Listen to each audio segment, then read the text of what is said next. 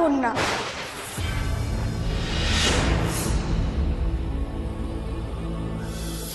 কি বললে? পালিতা কন্যা? হ্যাঁ মা, পালিতা কন্যা। অনাথ আশ্রম থেকে আমলকিকে আনা হয়েছিল, আর চন্দনাকে নিজের মেয়ের মতোই দেখে। আর সেই জন্যই আমাদের বিয়েটা যদি হয় তাহলে কিন্তু আমলকিও আমার সাথেই যাবে।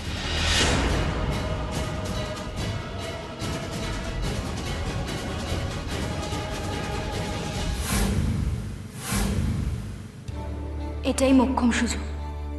বিয়ে ভাঙতে এই সুযোগকে কাজে লাগাতেই হবে, যেভাবেই হোক। পালিতা কন্যা, অনাথ আশ্রম থেকে ওকে নিয়ে আসা হয়েছে, আর ও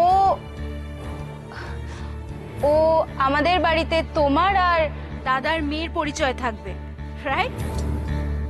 হ্যাঁ, ভেবে দেখো চন্দনা, মা এখানে তোমাকে আমাদের বাড়ির বউ করে নিয়ে যাবে বলেই সম্বন্ধ করতে এসেছেন।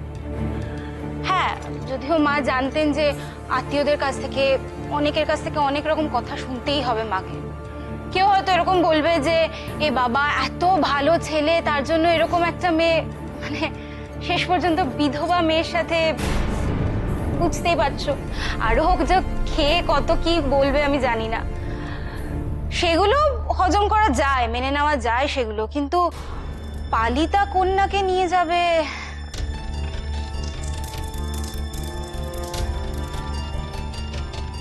আমলকি না অনাথ, ওর কেউ নেই। মেয়েটার বড় কষ্ট, কানে শুনতে পারে না, কথা বলতে পারে না। এখন যদি আমি ওকে ছেড়ে চলে যাই তাহলে তাহলে ওকে কে আগলে রাখবে?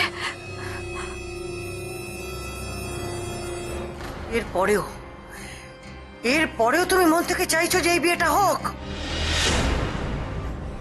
তোমার বন্ধুকে জিজ্ঞেস করো তো, যে উনি আর কি কি মিথ্যে বলেছেন আমাদের কাছে। প্রথমে তো শুনেছিলাম মেয়ে বিধবা, এখন শুনলাম তার তার পালিতা কন্যা আছে। তার আগে শুনেছিলাম তার মেয়ে নাকি খুঁজে পাওয়া যাচ্ছে না। বাবা, একে একে কতগুলো সম্পর্ক বেরোচ্ছে। হ্যাঁ, এরপরে যদি আমার ছেলের সঙ্গে বিয়ে হয়, তারপর আবার বলে বসবেন না তো যে আমার পুরনো বর আবার ফিরে এসেছে? মা,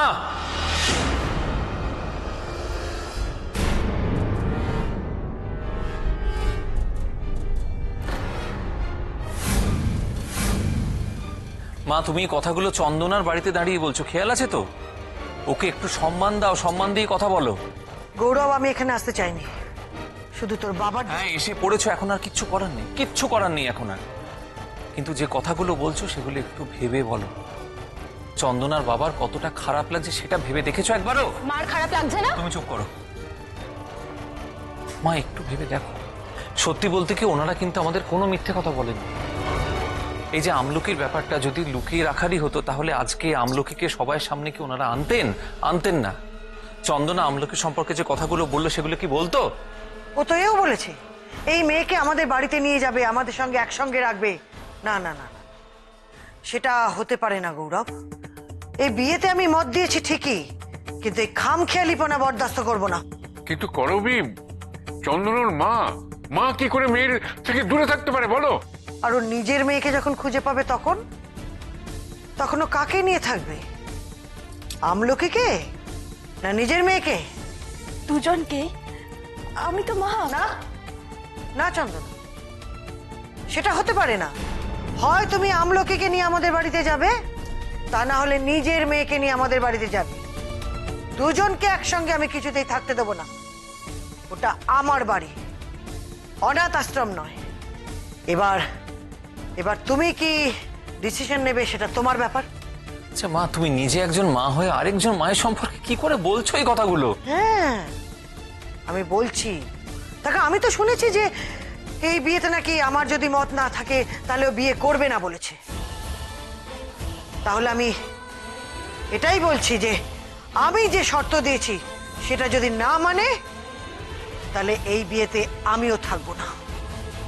এবার ও কি সিদ্ধান্ত নেবে সেটা ওর ব্যাপার।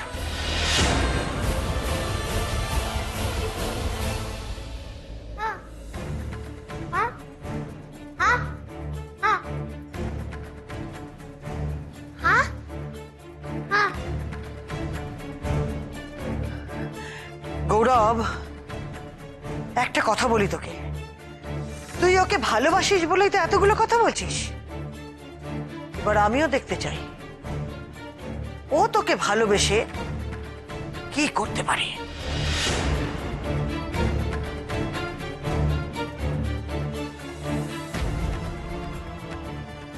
মা তো মুখ্যম চাল দিয়েছে, আমলকিকে ছাড়বে না সে তো বোঝাই যাচ্ছে। আর তাই এবার চন্দনার বিয়ে ভেঙে দেওয়া ছাড়া আর কোনো গতি থাকবে না। বলে দাও চন্দনা, বলেই দাও এই বিয়ে তুমি করতে পারবে না। বৌদি, বৌদি দয়া করে এমন শর্ত রাখবেন না যাতে আমার মেয়েটা শেষ হয়ে যাবে। তাহলে আমলকি কি বেছে নিক? নিজের মেয়ে ফিরলে না হয় তাকে অনাথ আশ্রমে রেখে আসবে। কি চন্দনা, পারবে না?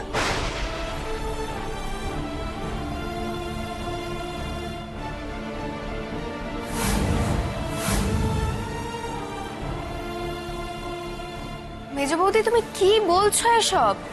মা হয়ে কখনো নিজের মেয়েকে অনাথ আশ্রমে রাখতে পারে? হ্যাঁ, তো মায়ের তো উচিত দুই মেয়েকেই মায়ের স্নেহে আগলে রাখা। বিয়েটাই কি আসল নাকি? তুমি চুপ করো, এই নিয়ে তুমি কোনো কথা বলবে না।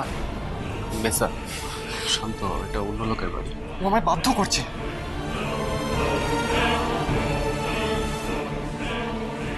দাদাকে বিয়ে করে সুখী দেখতে চাও না বলেই মাকে সমানে উস্কে দিচ্ছ তুমি, তাই তো?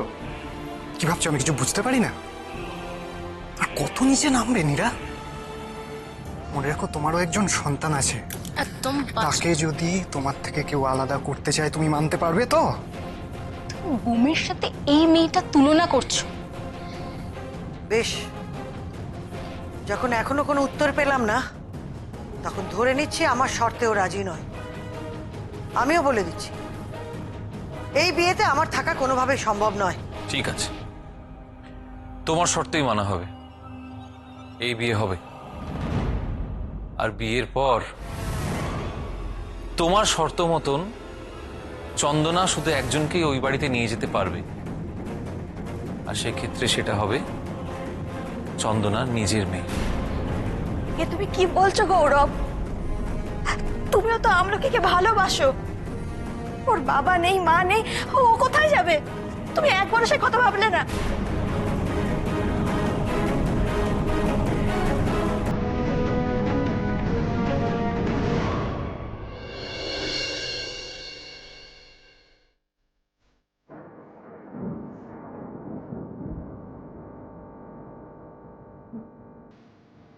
স্যার,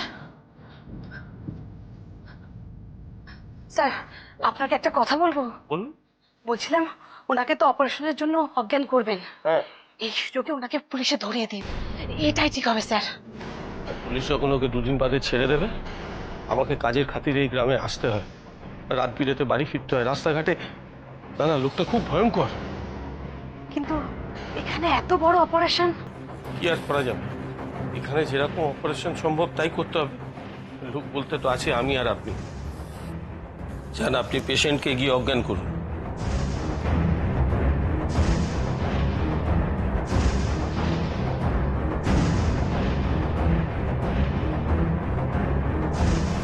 দিন, হাতটা দিন। ডাক্তারবাবু, একটা কথা বলে দিচ্ছি, কোনো চালাকির ফল কিন্তু একদম একদম ভালো হবে না। মনে রাখবেন, আমি কিন্তু সবকিছু করতে পারি নিজেকে বাঁচাতে, মানুষ খুনো। ঠিক আছে। কে বলেছে আমলকির বাবা মা নেই? ওর মায়ের দায়িত্ব তুমি তো খুব ভালো করে পালন করছো চন্দনা। আর বাবা, সে ফাঁকটা না হয় আজকে ভরিয়ে দেওয়াই যাক। আমলকি আজকে থেকে আমার মেয়ে।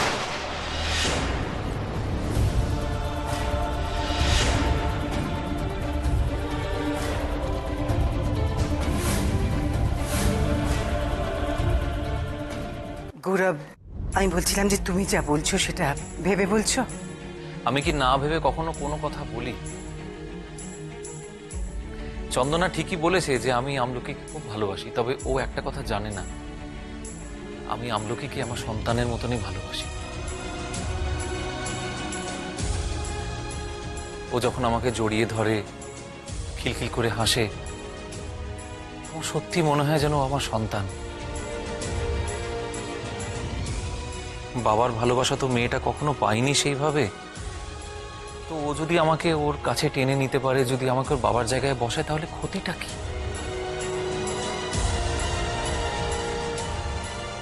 গৌরব, তুই আবেগে ভেসে যাচ্ছিস।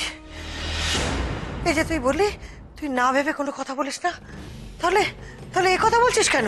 তুই কি বাস্তবটা জানিস না? বাস্তব ভেবেই তো বলছি মা। আমি আমলকিকে আমার পরিচয়ে কালকে বাড়িতে নিয়ে যাব, আমার মেয়ে করে। হ্যাঁ, ও হ্যাঁ, চন্দনা তুমি কালকে রেডি করে রেখো ওকে, আমি বাড়ি নিয়ে যাব। কাল থেকে আমলকি আমার মেয়ে। কি মা, তোমার শর্তও মানা হলো? আর তো কোনো অসুবিধে নেই। চন্দনা তো আমলকিকে নিয়ে যাচ্ছে না বাড়িতে, আমি নিয়ে যাচ্ছি।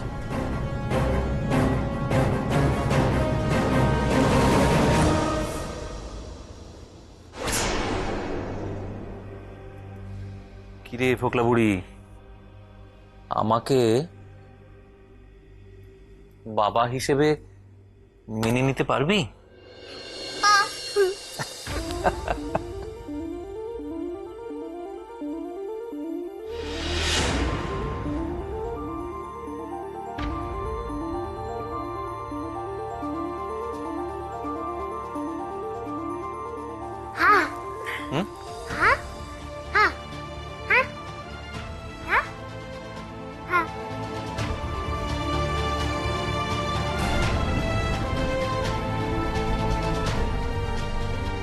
মেয়েটা কি পাকা দেখেছেন মা? এরকম আদিক খেতে দেখাচ্ছে, ওর মাকেও জড়িয়ে ধরতে বলছে।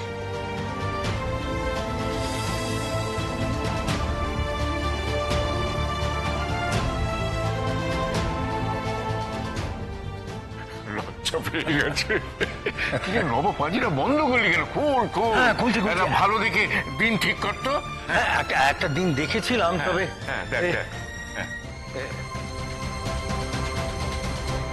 বুঝতে পারছেন তো মা? ওই মেয়ে যদি আমাদের বাড়িতে যায় তাহলে কি হবে? বড়দের সামনে কি বলতে হয় না বলতে হয় কিছুই তো জানে না। আর এই চন্দনা তো প্রথমে আপনার বড় ছেলের ঘাড়ে উঠে বসলো, তারপরে এই পালিতা কন্যা। আমার তো মনে হচ্ছে এরপরে ওর মেয়েকেও নিয়ে চলে আসবে। আটকান মা, আটকান। যদি আটকাতে না পারেন তাহলে কিন্তু খুব সমস্যা হয়ে যাবে। গৌরব কিন্তু হাতছাড়া হয়ে যাবে। তাহলে এই দিনই পাকা? হ্যাঁ, কিন্তু তার মানে তো কাল বাদে পরশু। অসুবিধে কি? কিরে গৌরব? না, আমার তো কোনো আপত্তি নেই। মা, শিগগিরই চলো, ওখানে বিয়ের ডেট ফিক্স করা আছে। চলো চলো, কাল বাদে পরশু একটা ভালো ডেট আছে, চলো না। এসো। আরে এই তো এসে গেছে করবি। আসলে তো আমার বেশি সময় নেই, আর বেশি দেরি করাটা উচিত হবে না। তাড়াতাড়ি ছেড়ে ফেলি, বলো? সুদক্ষিণা সবাইকে মিষ্টি মুখ করাও। হ্যাঁ, আমি দিচ্ছি।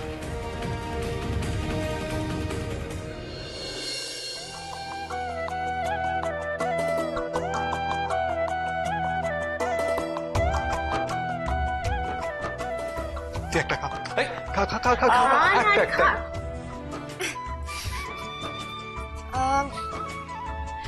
আমি হবু বড় বৌদিকে একটু মিষ্টি খাইয়ে আসি। একমাত্র ননদিনী রায়বাগিনী বলে কথা। বড় বৌদির রুমটা কোন দিকে? ওই তো পড়ে যাও, যাও। আচ্ছা।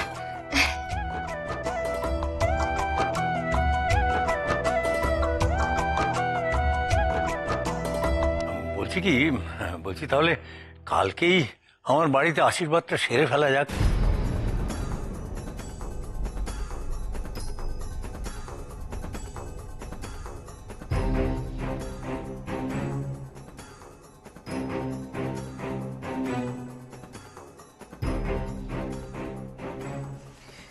আশীর্বাদে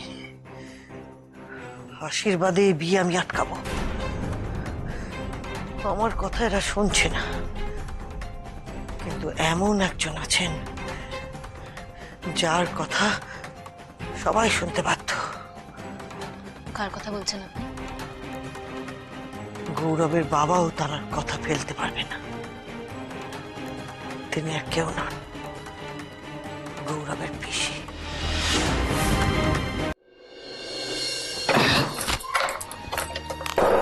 আরে আরে আরে, ওহো, ওই বড় টেবিলটাকে বাইরে বার করে দে, সরিয়ে দে এখান থেকে। এটা তো আমলকির পড়ার কাজে লেগে যেতে পারে। তার জন্য একটা নতুন টেবিল আসবে, ওটা আমলকির মতনই ছোট্ট, এইটা ওর জন্য একটু বড়। আরে দাদা এটা বলছে কর না, তোল তোল। এই গৌরব, কি ব্যাপার বলতো? বাড়িতে খাওয়া দাওয়ার পাট সব লাটে উঠলো নাকি? খিদে নেই? আরে, এই কি করছিস এসব দিয়ে? দাদা ঘরটাকে রেডি করছি মা, আমলকি আজকে থেকে এই বাড়িতে আসবে তো, তাই ভাবলাম যে এই ঘরটা ওর জন্য একটু নতুন করে সাজাই। কি আমলকি এই ঘরে থাকবে? হ্যাঁ। না, কি হয়েছে মা? কিছু হয়নি, তুমি চুপ করে থাকো, তুমি কোনো কথা বলো না। বাড়াবাড়িটা একটু বেশি হয়ে যাচ্ছে গৌরব। বাবার শেষ ইচ্ছেটাকে ঢাল করে তুই যা করছিস। আমি কি করছি মা বলো, আমি কি করছি? এটা একটা স্পেয়ার রুম, একটা রুম পড়ে আছে বেকার, সেটাকে আমি আমলকি থাকার জন্য ব্যবস্থা করছি, ব্যাস। এতে তোমার অসুবিধাটা কোথায়? অসুবিধে আছে। এই ঘরটা সাজানো হবে ঠিকই, তবে এখানে আমলকি থাকবে না, তোর বড় পিসি থাকবেন। বড় পিসি? বড় পিসি আসছে? হ্যাঁ, আমি ওনাকে ডেকে পাঠিয়েছি, উনি আজই আসছে। বাড়িতে বিয়ে, এই বিয়েতে থাকাটা খুবই জরুরি, তাই না?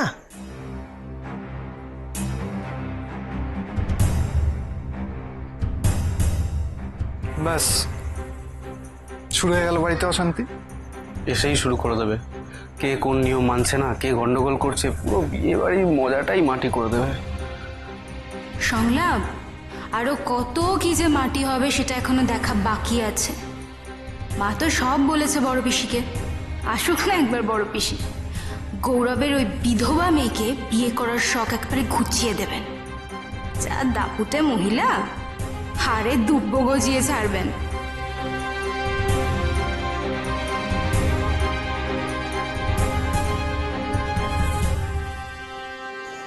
বড় পিসি আসছে কই, একবারও তো বলনি আগে।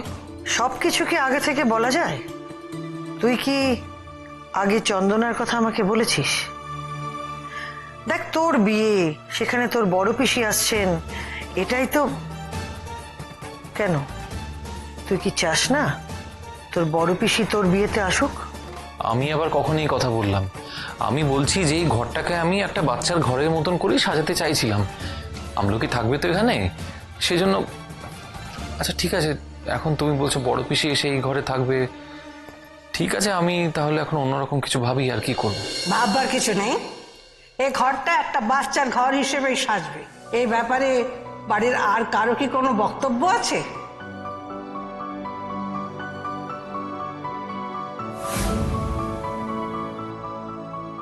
বড় পিসি? থাক থাক থাক থাক থাক। দেখুন বড়দি, ছেলেটা তোমার গর্ব করার মতন করবি, বেশ করেছে। একটা মা বাপ পরা মেয়েকে নিজের মেয়ে বলে মেনে নিয়েছে, এ তো পুণ্যের কাজ। আমি বলছি সেই মেয়ে এই ঘরেই থাকবে। বড়দি, আপনি? আরে বাচ্চার যে ঘর বানাবি, তার আসবাবপত্র কোথায়? হ্যাঁ, এই কিনতে যাব তো। যা তাহলে, একটু পরে তো আবার আশীর্বাদে যাবার জন্য তৈরি হতে হবে। যা যা, দেরি করিস না। আসছি আমি। হ্যাঁ।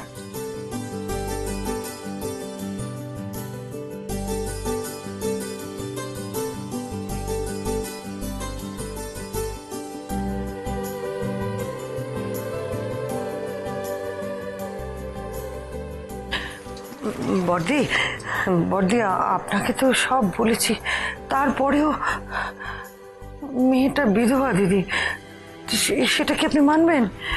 তাছাড়া ওই মেয়েটার একটা পালিতা কন্যা আছে, তাকে গৌরব নিজের মেয়ে বলছে। থামো তো, বড্ড বেশি চিন্তা করো তোমরা। দিদি আপনি কিছু করবেন তো? ওই মেয়েটার হাত থেকে আমার ছেলেটা। চুপ করো। আর প্রীতিশ কোথায়, কেমন আছে ও? ওই একই রকম। যাই না, আমি দেখে আসছি। দিদি দিদি দিদি